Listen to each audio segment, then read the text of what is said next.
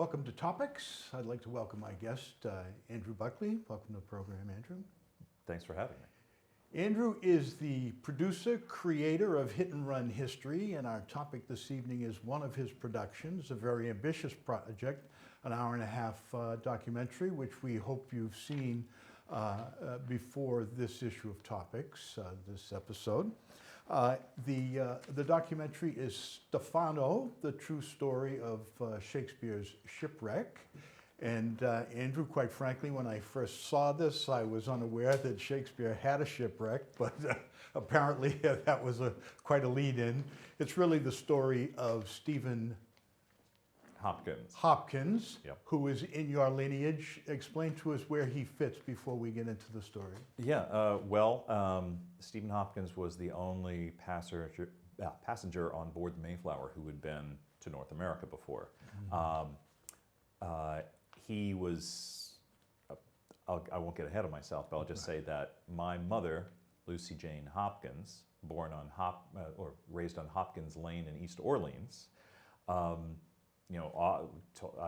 learned this story from her and from the rest of my family, growing up, about how the fact is that he was different from the traditional, fleeing England for religious reasons crowd that was on board the ship, and that he had experience. He had been shipwrecked before on some island, and supposedly there was a play written about it and all these things. And so, I mean, this was just something that came up organically on Cape Cod growing up there. Because he's in your family. Yes. Somewhere. Where is he exactly? He's, see, my middle name is Giles, and I was named after Stephen Hopkins' son, Giles Hopkins. And I know that was, I think I once counted it, it was 11 generations back, and so Stephen Hopkins must be 12. But yeah, it's straight back. And so the thing, it's pretty much after, just before Stephen Hopkins died, his son moved to the Outer Cape and stayed there. And so for 400 years, my family just, by and large, just stayed in one place after everything that happened 400 years ago. So your original Mayflowerian, whatever. Yeah, well, yeah, you can trace your lineage back. Yeah, that and 99 cents will get you a cup of coffee at the gas station. Exactly. So let's go back and talk about Hopkins himself. Why is he leaving England? He's got a religious background, but is he indentured? How is he coming over? And he's going into Jamestown, not to Plymouth. Right. This is in 1609. They're doing a third supply to Jamestown, which is a failing English colony. The first one or two times they send people over, they're looking for gold. They're not planting crops. They don't have the skills to be able to go over it. So the third time, it's a company. It's not the government who's saying we're going to send a fort over there. It's a stockholders, venture, business venture, and so they're trying to recruit people. So Stephen Hopkins had been orphaned, went to go live with an uncle as a boy in Hampshire, which is a different location than the later Mayflower passengers were from. So he's in southern England. He grew up near Winchester Cathedral. Supposedly he had some sort of religious training or background, because when he gets on board, and it's a fleet that's going, it's not 5 just one. ships coming. Right. Actually 7. 7. And so the thing is that he somehow gets chosen as the clerk to the minister that's being sent over there, the Episcopal minister that's going over, and so he must have been able to read to be the clerk. He must have had some sort of religious background, so he's reading the Psalms. That's the only people they taught to read in those days, right? Were clerics. Yeah, it was. And the thing is, he came from a farming background, so there must have. The only way that's happening, it's not because of money; it's because you're connected to the church. Right. And so he gets on board, and the thing is, it's the flagship, the Sea Venture, brand new ship, and since everything in England that time, especially, is about status. Nobody wants to go on any of the other ships if they're important, so they all want to crowd in. So the new deputy governor is going, lieutenant governor Gates, is going. Gates. Yeah. The admiral of the fleet is going. There's the captain of the ship. They're all the bigwigs. are going on this one vessel. They get 2/3 of the way across, are hit by a hurricane, scatters the fleet, and when after a couple days, the sun comes out, and they don't see any of the other vessels. Now this is where the Shakespeare comes in, and this is his motivation for The Tempest. This is where Stephano comes in. Right. In fact, if you read the account of the ship, of the hurricane that hits them, and you compare it to the opening scene of The Tempest, there are some one-to-one things. So you read them right next to each other. And the interesting thing is, the person who had been chosen as the secretary to the colony had been a business partner of William Shakespeare's. He actually had tried to get into, he was a kind of a well-to-do guy. He had inherited a lot of money, but he had spent his inheritance. He had tried to become, at the time, what was essentially a travel writer. That wasn't working out, and so finally he just kind of attached himself to this, and so you get this really gripping account of that, and then later on, there's a scene with St. Elmo's fire, kind of dancing around the ship, and rigging. And that is reflected in one of the opening scenes where the spirit Ariel is kind of jumping around this little light. They don't know what's going on, but it's the one who's been sent by this wizard Prospero to kind of maneuver the ship into a wreck on this island. Okay. And so in this particular case, after the hurricane, the ship... Okay, wait a minute. Let me ask that question. Sure. Okay, so they wake up after 4 days in the Tempest, and how fortuitous is it that they end up on the morning of the 4th day, somebody looks out and sights land. Sights land. But before that, they are realizing they've got a leak in the ship. They've got 9 feet of water in the hold. And this is really important, because if travel is, at best, transformative, we've got a highly structured society, and all of a sudden they realize everybody has to man the pumps. Every man has to get on board and man these pumps 24 hours a day, and they do this for a couple days. They can't find the leak, they can't patch it, and William Strachey, who's writing this account, said hands that had never known labor were put to work. Bail for your life. Yeah, exactly. And so what happens is everybody, from the highest to the lowest, is set to work, and so that experience in and of itself says, you're going to go to work no matter what. No matter what your position is. That's a great breakdown of society right there. Well, now how fortuitous. If you've been to Bermuda, you know it's navigable, very difficult to navigate. Reefs, etc. They've got 9 feet of water in the hold. Somehow they managed to find Bermuda. Yeah, they just see it one day, and it's actually the admiral of the whole the fleet himself is there, and he sights land, cries out, sees it, and they know it's the only possible place that it could be is what's known as the Isle of Devils, because it is ringed by reefs.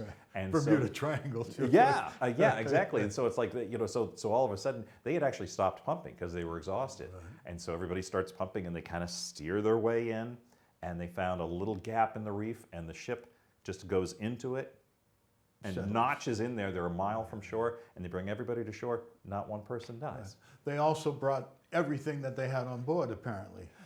Everything that they could, they took off that ship and transferred over to the island itself. And the thing is, while they didn't have the whole fleet with all of the cargo, there was a lot of things on board the ship that was meant for establishing a colony. So, here they are, they see it as divine providence. The fact is, we should have died in the storm. We should have died when the boat sank. It was sinking. We should have died when we saw this terrible island. Into the reef. Yeah, crashing into the reef. Any number of things. Nobody dies. And so they say, well, this must be an act of God that's telling us that we are supposed to survive. Now, they get on Bermuda, and Gates gets out of hand, right? He wants to somehow try Hopkins for some perceived religious slight, correct? Yeah. Well, the thing is that Gates has got this new charter which centralizes authority, just got it from the king, and he's supposed to be going to Virginia to get things in order. To be governor of Virginia. Right, well, until a more permanent one arrives. Gates is a military commander who had served in the Netherlands and such, and so he was a soldier of fortune and just a military guy himself, and so that's what his experience was. And he said, "We're going to build a ship and get out of here and go to Jamestown." Well, they discovered that Bermuda's wonderful. It's much better than England, where people were, just on the verge of starvation at all times, and heck of a lot better than the stories they heard about Jamestown, where people were dying from disease, bad water, attacks by the natives, what have you. And so why not? Well, the first Why not settlement stay here? disappeared completely, correct? The first attempt at Jamestown? Oh, that was Roanoke. Which Roanoke, was like okay. maybe 20 years earlier. But then, but the thing is, the first attempt was John Smith. The whole thing whereby they just go there and they expect to find gold, and so that's all the people are doing. And it's a government by committee, and everyone is Winter comes. I mean, it's predictable. And the thing is that right before, there's all sorts of it's all ego driven.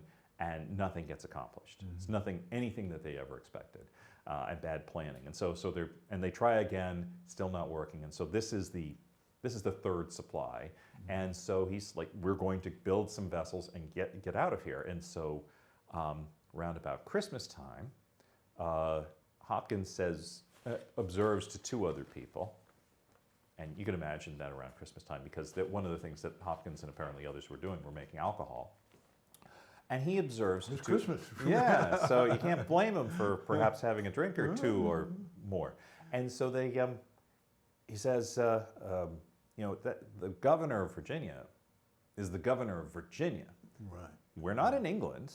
He doesn't have authority in England. He has authority once we get to Virginia, but we are in no man's land. If anything, it's a Spanish territory, because the Spanish had discovered it before but hadn't stayed. And so he just said, he can't actually make us work. And build these ships if we wanted to stay here. Well, word gets back to the governor, and Gates decides to try him for mutiny. And it's like, well, it's not mutiny because we're not on board a ship, and there are procedures having to do with that if we're going to deal with the admiral, but that's the admiral. And so we're on land, but it's not mutiny because he's not a soldier. He's a civilian, and so there's the intercession of people like William Strachey, the secretary to the colony, and all the other sort, including the admiral. The admiral, yeah, sure. and the captain of the ship as well. They say, because he had been ingratiated to the better sort of people as being a clerk to the minister. And But in those days, Gates felt like, he's disagreed with me, and therefore I'm going to hang him. Right? Yeah, exactly. So and so that's what they were going to do. But and he had to beg for his life. In chains, and he said, if you execute me, you're condemning my children and my wife to poverty, and so they're going to die. So you might, what are you doing? And so, and also remember, this is a relief mission. You don't start killing off the people that you're supposed to be sending to help them. And so, it's kind of short-sighted. So finally, they go there, and his life is spared. There are other people, there are other mutinies, there are some executions, and a couple people, and so finally they build two vessels and leave. They leave three people there who don't want to leave. And so they go to, they arrive in Jamestown, basically fat, tan, and in good spirits, but in Jamestown, the rest of the fleet had come, but they didn't have their leadership. And so it's like The Walking Dead. They had resorted, among other things, to cannibalism. And so you could just imagine, it's like the guys coming from Bermuda arrive in Jamestown, like, oh my God. We just left paradise. Yeah, because they had over at least a 70% mortality rate over that winter. So the people who were shipwrecked were saved, and the people who arrived, by and large, died. And so it was so bad they were getting ready to abandon the colony when the new governor comes in and says, nope, we're going to do this the right way. And that's, Jamestown was almost permanently abandoned, except for for another 12 hours they would have missed them. And Stephen Hopkins would have returned home. Right. Now Hopkins is there. He starts to make a life, make friends. He runs into John Smith or Rolfe. Well, no, John Smith had left 6 months beforehand after some attempt on his life, possibly. However, we assume he continued on as clerk to the minister, who had a new, they set up a chapel and all the rest, and there are prayers, mandatory prayers twice a day, and all these things. But what happens after a few years, because he's served a 7-year term to stay there, that is during the time in which Pocahontas was kidnapped, came to live with the English, married one of the Bermuda castaways, John Rolfe, who was the man who introduced tobacco, which he had picked up some seeds in Bermuda during that time. Which finally was a crop that could be made to flourish. They could finally they could make money, and so when Stephen Hopkins finds out that his wife back in England has died, he has to go back to England because his kids are in the care of the poor, the overseers of the poor, and so he has to do that. And it's possible that he was on the same vessel that Pocahontas was on when she and John Rolfe went back to England. Now, he goes back to England, and what develops there? How does he suddenly, 10 years later, I presume, he's the only passenger of the Mayflower that actually had been in North America. How does that happen? Well, the interesting thing is, before we get there, I have to go back a few years, because almost as soon as the Bermuda people get to Jamestown, William Strachey writes off this letter with an account of the shipwreck. It gets back just a few months later to England, becomes a sensation because everybody thought the Sea Venture was lost. Oh my God, God saved it. God has ordained that England should have an empire in North America. Colony. And then... And Strachey is Shakespeare's business partner? They had been co-owner in the Blackfriars Theater. I see. And so Strachey writes this letter, and Shakespeare writes his final solo play, The Tempest. And so he picks up on it. He's picking up on anything. It's like in Law and Order. Practically everything from Law and Order is grabbed from the headlines. Right, exactly. Yeah. So there's a perfect example. That would have been a tremendous story, particularly for the religious at that time. Right, and so they pick up on, he picks up on that, and he writes the play. Strachey gets back to England just about the time that The Tempest is first performed publicly, and it's publicly performed in the Royal Banqueting Hall in Whitehall for King James himself. And so it's performed for the king there, and we always wondered, like, what would happen if William Strachey had actually gone to that performance, watched, and said, "Wait a minute, this is my story." This is my, and that really happened. It's not just some magical thing. So anyway, so a bit of his thunder is stolen. So when Stephen Hopkins comes back, it's very possible that he was hearing these same sorts of stories himself. He was able to recover his kids and probably settle the estate of his wife. And then somehow he ends up in London in 1619. He gets married again to a woman who seems to be, in the circle of a religious community that's kind of from northeast England. And these are the separatists. These are the people who are deciding that they are going to leave England and Holland and take the Mayflower and go. And so he boards in there. Now, what's the connection from Stephen to Stephano? Is he actually the motivation for Shakespeare's Stephano? Well, yeah, I mean, we can talk about the play itself, which is, it's an experimental play. It has to do with the fact is there is a guy named Prospero who's set. He's deposed from being a duke somewhere in Italy, supposedly, with his young daughter, and they find their way to this island, and he lives there, and they have there's a native of the island called Caliban, who's some sort of monster or whatever else.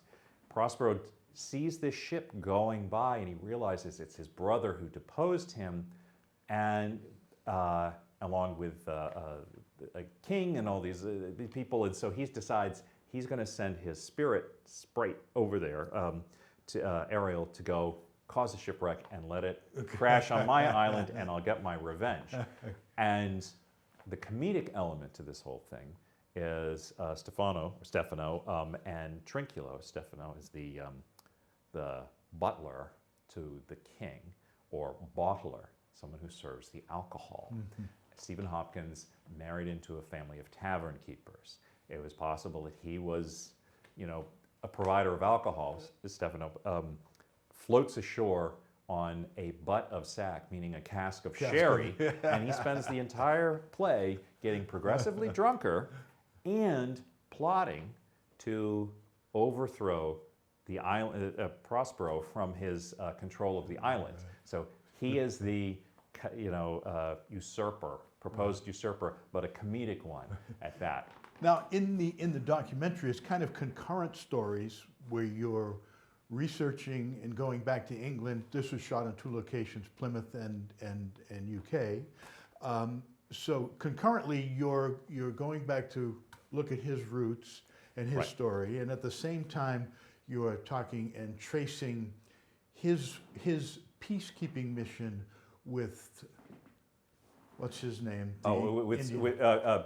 Massasoit. Yeah, and he's going with Squantum. Squantum. Okay, Squantum. Yeah. And so we actually started off almost at the end. We begin with, because we're trying to figure out how to be able to introduce people to this idea of Stephen Hopkins, who was one of the leaders of the Plymouth colony, but not known like Miles Standish or William Bradford or Edward Winslow. And so we have to be able to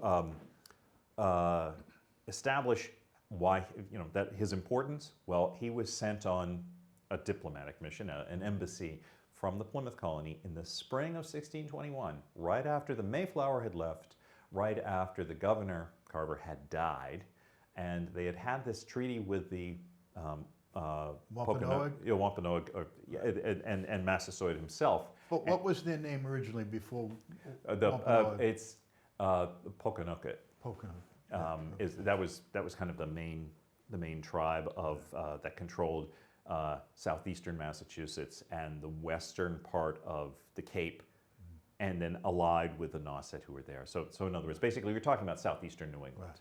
So let's stop there because we don't want to give the rest of the story away. We want everybody to watch the film, and let's talk about the making of the film. Okay, Sure. This was a 5-year undertaking. Yeah. Pretty expensive. How were you funded? And what was that whole process in terms of putting that together? Right. The filming itself really took only about a year. And we started off with a $10,000 pre-production grant that we were awarded by the Massachusetts Foundation for the Humanities. For $10,000, we were able to do a lot of filming that we could have made the film just right then and there. So I presume you had a lot of volunteers. So, yeah, but also we worked through the Cape Cod, the Cape Media Center down in Dennisport, which they've got a great big setup, they've got great staff, and so members of our crew were on staff as well to be able to assist in one thing or another. So when we go, we usually have a crew, ideally of 5, which is myself, 2 camera people, sound person, and usually a still photographer. If we can. And so, and then we try to interview local historians as much as we can. Right. Sometimes we were able to get, travel's a big part of our budget because because we were in England, we were in Bermuda, we were in Jamestown, and so travel partners make a big difference. And so Cape Air, for example, was a big help to us as our initial underwriter. Too, right. Now, I shouldn't be, I suppose, but I was quite surprised with the number of historians that you were able to encounter during this period of time who seemed to know 400 years ago like the back of their hand.